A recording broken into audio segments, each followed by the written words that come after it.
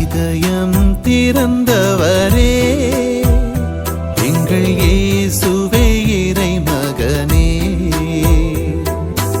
இரக்கம் பொழிந்தவரே இந்த ஈகமெல்லாம் நிறைந்தவரே, உந்தன் கருணையின் கடலினிலே எங்கள் உலகம் உயிர் பெறுதே, உம் அன்பென்னும் நெருப்பினிலே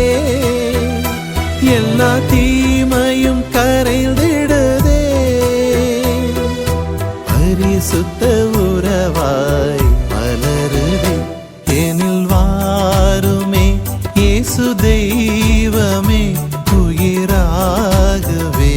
உறவாகவே.